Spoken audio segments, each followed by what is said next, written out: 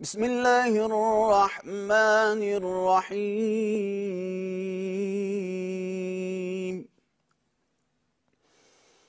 یا ایہا الذین آمنوا اطیعوا اللہ واطیعوا الرسول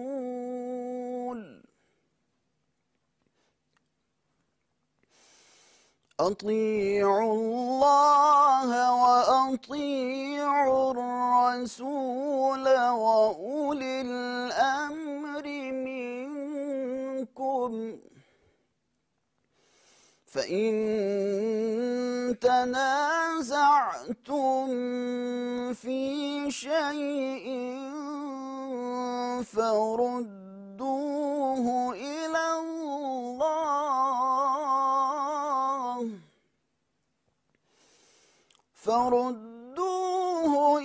الله والرسول إن كنتم تؤمنون بالله واليوم الآخر ذلك خير وأحسن تأويلا صدق اللہ العظیم۔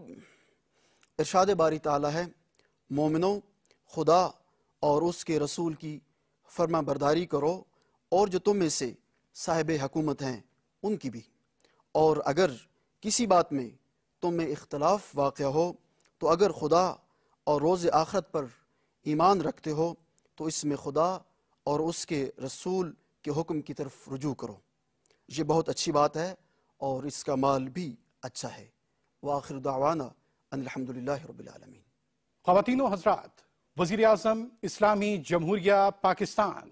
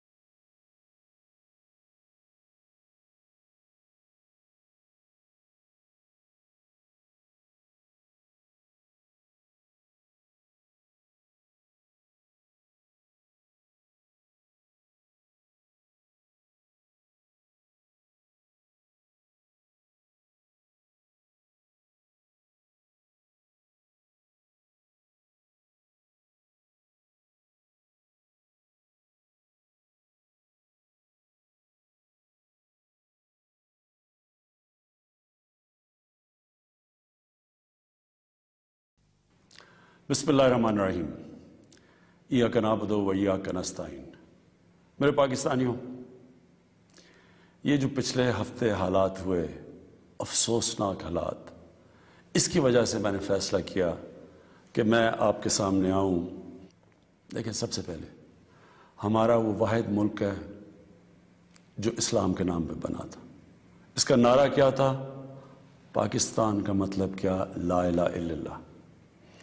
اس ملک کے جو لوگ ہیں، اور میں سارا پاکستان پھیرا ہوں، چاہے وہ گناہ گار ہوں، چاہے وہ اپنے دین پہ صحیح معنی پہ عمل کریں یا نہ کریں، لیکن ہمارے نبی صلی اللہ علیہ وسلم لوگوں کے دلوں میں بستے ہیں۔ اس لیے جب بھی کہیں بھی دنیا میں ان کی شان میں کسی قسم کی گستاخی ہوتی ہے تو ہمیں تکلیف ملتی ہے، لیکن کیونکہ میں دنیا پھیرا ہوا ہوں، صرف ہمیں نہیں تکلیف ملتی، جو بھی جہاں بھی دنیا میں مسلمان بستا ہے ان سب کو تکلیف ہوتی ہے۔ اب پچھلے ہفتے اور یہ جو افسوسناک حالات ہوئے، ایک جماعت نے ایسے کہ ان کو شاید باقی پاکستانیوں سے زیادہ پیار ہے اپنے نبی سے. دیکھیں وہ جو ٹی ایل پی کا جو مقصد ہے جس کی وجہ سے وہ لوگ باہر نکال رہے ہیں، میں آپ کو یقین دلاتا ہوں کہ وہی میرا مقصد ہے، وہ میری گورنمنٹ کا مقصد ہے. ہم بھی انہی کی طرح چاہتے ہیں کہ دنیا میں کسی ملک میں ہمارے نبی کی شان میں گستاخی نہ ہو. صرف ہمارا طریقہ کار فرق ہے. ٹی ایل پی کا کیا طریقہ کار ہے اور میری گورنمنٹ اور میرا جب سے ہم آئے ہیں ہم کیا کوششیں کر رہے ہیں کہ دنیا میں یہ گستاخی نہ کی جائے ان کی شان میں، وہ یہ ہے. ٹی ایل پی یہ کہہ رہی ہے کہ جو فرانس میں ہوا، فرانس کے ایمبیسڈر کو واپس بھیجا جائے، ان سے سارے رابطے ختم کر دیے جائیں. ہماری جو گورنمنٹ کا طریقہ کار ہے وہ میں ابھی آپ کو تفصیل سے بتاتا ہوں، لیکن مقصد ہم دونوں کا ایک ہی ہے. وہ بھی یہ چاہتے ہیں کہ کسی قسم کا کسی ملک میں کسی کی ضرورت نہ پڑے کہ ان کی بے حرمتی کی جائے. ہمارا بھی وہی مقصد ہے. تو میں آج ذرا طریقہ کار کے اوپر بات کرنا چاہتا ہوں. 1979 کے اندر، نہیں 1990 میں غالباً 1990 کے ارد گرد سلمان رشدی نے ایک کتاب لکھی. اس کتاب میں اس نے ہمارے نبی صلی اللہ علیہ وسلم کی شان میں گستاخی کی. پاکستان میں پبلک سڑکوں پہ نکلی، یہاں امریکن ایمبیسی پہ اٹیک کیا اور لوگوں کی شہادتیں بھی ہوئی. اس کے بعد آپ اٹھا کے دیکھ لیں کہ ہر تھوڑے سالوں کے بعد کوئی نہ کوئی مغرب کے کسی ملک میں ان کی شان میں گستاخی کرتا ہے. مسلمانوں کو تکلیف ہوتی ہے، کہیں باہر ریاکشن بھی ہوتا ہے، یا ہمارے ملک میں مظاہرے بھی ہوتے ہیں، لیکن یہ ہر تھوڑے سالوں کے بعد یہی سلسلہ آگے بڑھ جاتا ہے. تو کیا ہم نے ابھی تک کوئی فرق پڑا اس اپروچ سے؟ یہی ٹی ایل پی کر رہی ہے. یہ بھی یہ پاکستان میں کہہ رہے ہیں کہ مظاہرے کریں گے ہم، اور کیے ہیں انہوں نے، اور ہم سڑکوں پہ آ جائیں گے، پہلے بھی کیے ہیں، کہ اگر ہم ایکشن نہ لیں. اب کیا میرا سوال یہ ہے کہ کیا فرانس کے ایمبیسڈر کو واپس بھیجنا فرانس میں اور ان سے سارے تعلقات توڑ دینا، کیا اس سے یہ رک جائے گا؟ کیا اس سے تو کوئی گارنٹی ہے کہ اس کے بعد ان کی شان میں کوئی گستاخی نہیں کرے گا؟ کوئی گارنٹی ہے؟ میں مغرب کو جانتا ہوں. میں آپ کو گارنٹی کرتا ہوں کہ اگر آپ یہ کریں گے، اگر ہم یہ کریں پاکستان، تو اس کے بعد کسی اور یورپین ملک میں یہی ہوگا. آزادی کے رائے پہ نام پہ وہاں انہوں نے یہ ایک آزادی رائے کا ایشو بنایا ہوا ہے. اس کے نام پہ وہ کہیں گے اچھا آزادی رائے کی وجہ سے انہوں نے یہ کیا، ہم بھی یہ کر رہے ہیں، وہ بھی کوئی گستاخی کریں گے. کیا پھر اس کے ایمبیسڈر کو بھی ہم واپس بھیجیں گے؟ اور 50 مسلمان ملک ہیں، کوئی بھی اس طرح نہیں کر رہا، کوئی وہاں کہیں مظاہرے نہیں ہوئے، وہ بھی نہیں کہہ رہے کہ ایمبیسڈر کو واپس بھیجو. تو اس کا پہلے تو کوئی فرق نہیں پڑنا لگا فرانس کو. لیکن میں آپ کو یہ بتاؤں پاکستان کو کیا فرق پڑے گا. سب سے بڑا فرق یہ پڑے گا ہمارے ملک کو کہ بڑی مشکلوں سے ہماری معیشت اٹھ رہی ہے. بڑی دیر کے بعد پاکستان کے اندر انڈسٹری اوپر جا رہی ہے، لارج اسکیل انڈسٹری بڑی دیر کے بعد اٹھ رہی ہے، نوکریاں مل رہی ہیں لوگوں کو. ہمارے ملک میں دولت میں اضافہ ہو رہا ہے، ہماری ایکسپورٹس بڑھ رہی ہیں، ہمارا روپیہ مضبوط ہو رہا ہے. بڑی دیر کے بعد روپیہ مضبوط ہوتا جا رہا ہے. جب روپیہ اوپر جاتا ہے تو مثلا پیٹرول اور ڈیزل سستا کیا ہے، باہر کی جو چیزیں ہم اگاتے ہیں وہ سستی ہونی شروع ہو گئی ہیں. جب ہم فرانس کے ایمبیسڈر کو واپس بھیج کے تعلقات توڑیں گے ان سے، اس کا مطلب کہ یورپین یونین سے ہم تعلقات توڑیں گے. اس کا مطلب کیا کہ جو ہماری آدھی ٹیکسٹائل کی ایکسپورٹس ہیں وہ یورپین یونین میں جاتی ہیں، تو اس کا مطلب آدھی ہماری ٹیکسٹائل ایکسپورٹس وہیں ختم ہو گئی. اس کا مطلب بے روزگاری، فیکٹریاں بند ہو جائیں گی. اور اس کے آگے کیونکہ آدھی ہماری مین ایکسپورٹ ٹیکسٹائل ہے، جب ٹیکسٹائل آدھی رہ جائے گی ایکسپورٹ، ہمارے روپے کے اوپر پریشر پڑے گا، روپیہ گرے گا، مہنگائی بڑھے گی، غربت بڑھے گی. تو نقصان ہمیں ہوگا، فرانس کو کوئی نقصان نہیں ہونے لگا. تیسری چیز اب ہم نے اس کے اوپر جب یہ ہوا تو میں پہلے ذرا آپ کو تھوڑی تفصیل پیچھے بتا دوں. یہ ہم 2-2.5 مہینے سے لگے ہوئے تھے، ہماری گورنمنٹ TLP سے مذاکرات کر رہی تھی.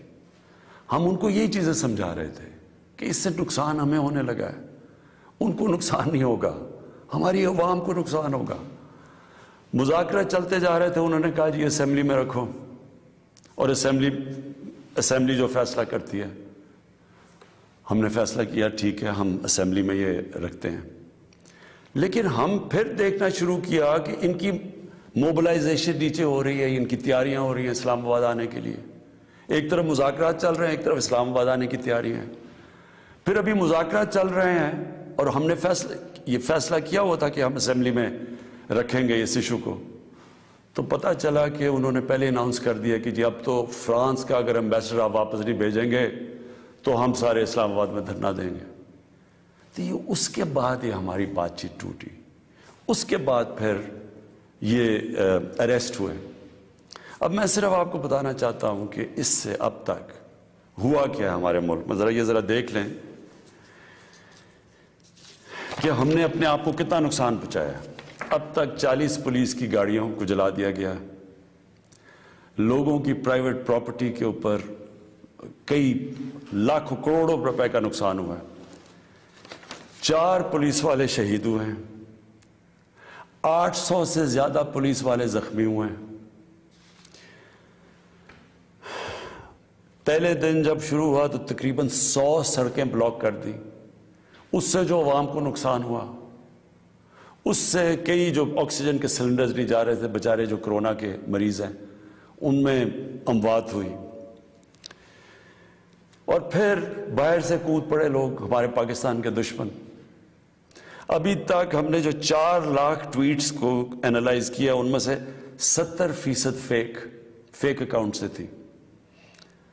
مثلا پروپیگنڈا، جس طرح یورپین یونین کی ڈس انفارمیشن لیب نے جب بتایا کہ ہندوستان کی کوئی 600 سائٹس ہیں، فیک سائٹس، میڈیا سائٹس، جس سے وہ فیک نیوز اور پروپیگنڈا کر رہے ہیں پاکستان کے خلاف.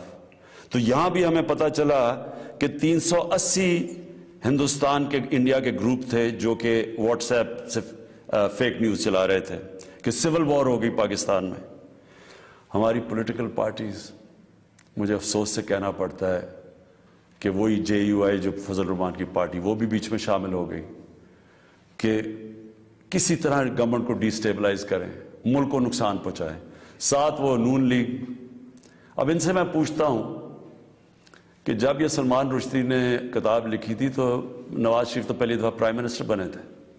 کتنی انہوں نے سٹیٹمنٹس دی تھی، کتنی دفعہ انہوں نے کسی فورم میں کہا تھا کہ اس نے بڑا غلط کام کیا، مسلمانوں کے دلوں کو تکلیف پہنچائی ہے. کتنی دفعہ کسی بھی مسلمان ہیڈ آف سٹیٹ نے کسی انٹرنیشنل فورم پہ اس پہ بات کی تھی. تو آج ان کے ساتھ مل گئے ہیں صرف انتشار پھیلانے کے لیے. دیکھیں اب یہ میں نے آپ کو بتایا کہ ایک اپروچ ہے کہ اپنے ملک میں مظاہرے کرو، اپنے ملک کو نقصان کرو، کوئی فرق نہیں پڑتا فرانس کو. اچھا ایمبیسڈر واپس بھیج دو، کوئی فرق نہیں پڑتا. اب یہ سنیں کہ میری اپروچ کیا ہے. مقصد تو ہمارا ایک ہی ہے. ہم کیا چاہتے ہیں کہ ہم یہ چاہتے ہیں کہ یہ جو ہر تھوڑے سالوں کے بعد ہمارے دلوں کو تکلیف پہنچائی جاتی ہے، اس کی دوسری اپروچ کیا ہے، یہ اب سنیں میری اپروچ کیا ہے. دیکھیں میں پھر سے آپ کو بتاتا ہوں، مغرب کو میں سب سے بہتر سمجھتا ہوں. میری بڑی زندگی گزری ہے وہاں، میں ان کی سوچ کو جانتا ہوں. دیکھیں سب سے پہلے جو کوشش کرنی چاہیے، جو ہم نے کی ہے، اور میں ابھی بتاتا ہوں ہم نے کیا کیا کوشش کی ہے. اچھا میں یہ پہلے بتا دوں، سب سے پہلے جون 2019 میں 14ویں جو سمٹ تھی OIC کی، وہ پہلی دفعہ جا کے میں نے اسلاموفوبیا کی بھی بات کی، اور میں نے یہ بات کیا کہ جو مغرب کے اندر ہمارے پیارے نبی کی بے حرمتی کی جاتی ہے کہ ہم سب مسلمان ملکوں کو مل کے ہم ایک پلان کرنا چاہیے کہ اکٹھا اپروچ کرنا چاہیے کہ ان کو سمجھانا چاہیے مغرب کو. دوسرا میں نے پھر جب سپٹمبر 2019 میں یونائٹڈ نیشنز کی جنرل اسمبلی میں گیا, ادھر میں نے یہ اٹھایا دونوں چیزیں, اسلاموفوبیا کی بھی بات کی. اسلاموفوبیا کا کیا مطلب ہے؟ اسلام کے خلاف نفرت, اور اس نفرت کے اندر ایک یہ ہے کہ وہ ہمارے نبی صلی اللہ علیہ وسلم کی شان میں گستاخی کرتے ہیں. تو یہ ایک ہی چیز اکٹھے کرتے ہیں یہ. تو ادھر میں نے بات کی یونائٹڈ نیشنز میں. پھر اگلے سال جو 2020 میں یونائٹڈ نیشنز کی جنرل اسمبلی ہوئی, پھر میں نے اسلاموفوبیا کی بات کی اور میں نے کہا کہ یہ کس طرح 1.25 ارب لوگوں کو تکلیف پہنچائی جاتی ہے. پھر یونائٹڈ نیشنز کی ہیومن رائٹس باڈیز کے اندر اور کمیشن میں میری گورنمنٹ نے مسلسل اسلاموفوبیا کی بات کی. پھر میں نے فیس بک کا جو سی او ہے مارک زکربرگ, میں نے اس کو خط لکھا کہ کیسے فیس بک کو استعمال نہیں کرنا چاہیے اسلاموفوبیا کے لیے. اور پھر جب یہ فرانس میں ہوا اور جس کے اوپر یہ ٹی ایل پی کہہ رہی ہے کہ فرانس کے امبیسڈر کو واپس بھیجیں, میں نے سارے مسلمان ہیڈز آف سٹیٹس کو خط لکھا اور میں نے ان کو کہا کہ ہمیں جوائنٹ ایکشن لینا چاہیے اس کے اوپر. اور اب میں آپ کو سمجھانا چاہتا ہوں میری اسٹریٹجی کیا ہے. اسٹریٹجی یہ ہے کہ ہم سارے مسلمان ملک کے جو ہیڈز ہیں, ہم مل کے مغرب کے فورمز میں, یورپین یونین میں, یونائٹڈ نیشنز میں, ہم ان کو یہ بتائیں کہ کیوں ہمیں تکلیف ہوتی ہے جب یہ آزادی رائے, فریڈم آف سپیچ کے نام پہ یہ جب نبی صلی اللہ علیہ وسلم کی شان میں گستاخی کرتے ہیں. کیونکہ ان کو اس چیز کی سمجھ نہیں ہے. مغرب کے اندر ان کے جو پیغمبر ہیں ان کو اس طرح نہیں, ان کا پیار اور عشق جس طرح ہمارا ہے, ہمارے نبی سے ہے, ان کو اس طرح کا نہ, ان کی اس طرح کی عزت کرتے ہیں. اور وہاں بلکہ وہ دین کو ان کے اتنے قریب نہیں ہے جس طرح ہم اپنے دین کے قریب رہتے ہیں. اس لیے ہمیں ان کو سمجھانا پڑے گا, اور سمجھائیں گے جب ہم مل کے اکٹھے کلیکٹیولی مسلمان دنیا کے ہیڈز آف سٹیٹس جب ہم بات کریں گے, جو میں یہ ہر جگہ جن فورمز پہ کہتا گیا ہوں, تب اس کا اثر ہوگا.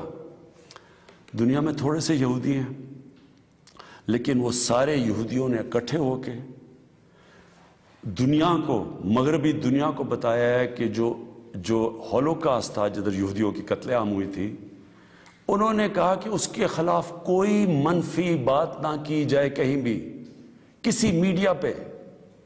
آج کہیں بھی, آج مغربی میڈیا کسی ملک میں ہولوکاسٹ کے خلاف کوئی بات نہیں کر سکتا. 4 یورپین ملک ایسے ہیں جدھر جیل میں ڈال دیتے ہیں اگر آپ ہولوکاسٹ کے خلاف کوئی منفی بات کریں. تو کیا ہم یہ نہیں ان کو باور کروا سکتے کہ ہمیں کتنی تکلیف پہنچتی ہے؟ اور یہ صرف, اور یہ ہم تب کریں گے جب ہم کلیکٹیولی مل کے کریں. اور میں آپ کو یقین دلاتا ہوں کیونکہ میں مغرب کو سمجھتا ہوں, ان کو سمجھ ہی نہیں ہے اس چیز کی. جب ہم پروٹیسٹ کرتے ہیں, جب ہم مظاہرے ہوتے ہیں, وہ سمجھتے ہیں مسلمان آزادی رائے کے خلاف ہے, اور وہ پھر بجائے اس کو سمجھنے کے وہ پھر اور کوئی جان کے شرارت کرتے ہیں ہمیں تکلیف دینے کی. اس لیے پہلا تو یہ چیز ہے. اور دوسرا میرا میں جو کہنا چاہتا ہوں وہ یہ, دوسرا طریقہ کیا ہے کہ جب ایک 50 مسلمان ملک مل کے یہ کہیں گے کہ اگر کسی ملک میں سے اس طرح کیا گیا تو ہم سارے مل کے ان کا ٹریڈ بوائیکاٹ کریں گے, ان کی ہم چیزیں نہیں خریدیں گے, اس کا اثر ہوگا. اس طرح ہم اپنا جو ہم مقصد ہے اس پہ پہنچ سکتے ہیں. میں نے آپ کو 2 مقصد بتائے. ایک یہ ٹی ایل پی کا مقصد ہے, ہم ساری زندگی بھی لگے رہیں, ہم اپنے ملک کو نقصان پہنچاتے رہیں گے, کبھی کوئی فرق نہیں پڑنے لگا ان کو. جو میں کیمپین کر رہا ہوں, میں آپ کو یقین دلاتا ہوں کہ یہی طریقہ ہے کہ انشاءاللہ ایک دن ان کو سمجھ آ جائے گی, اور وہ دن دور نہیں ہے. میں آج آپ سب کے سامنے کہتا ہوں کہ میں ذمہ داری اس کی لیتا ہوں, میں ہی سے کیمپین کو لیڈ کروں گا, لیکن میں انشاءاللہ اپنی قوم کو مایوس نہیں کروں گا, اپنے مسلمانوں کو مایوس نہیں کروں گا.